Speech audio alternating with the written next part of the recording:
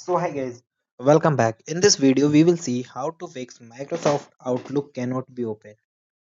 This error usually appears due to the corrupt profile, damaged file and some installation issues. So guys, if you're facing that your app is not open, so you just follow this video to troubleshoot this issue. First thing is guys, you try to restart your phone. Sometimes simple restart can resolve these minor glitches. For restarting, simply swipe down and guys click on the option of this profile icon and tap on the option of restart. Okay. Then guys, you move to the another step, which is you try to force stop your application. For force stop, it stop your unnecessary services.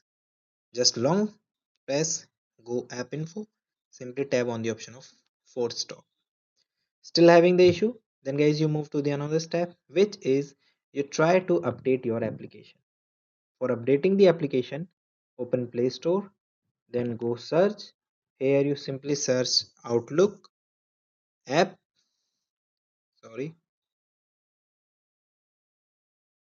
Outlook mail, and here you instead of open you just simply tab on the option of update. Okay, then guys you move to the another step, which is you try to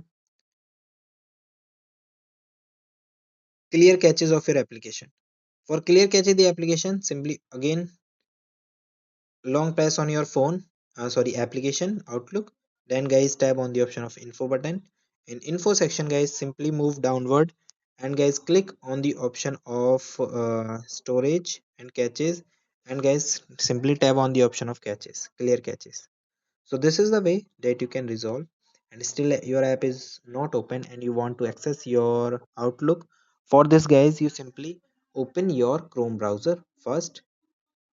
Okay, after that simply open a new incognito tab. Here you simply search the Outlook.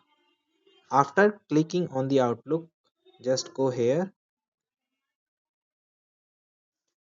Then guys, you simply go and tab on the option of sign in. After sign in, here enter your credentials and you log in.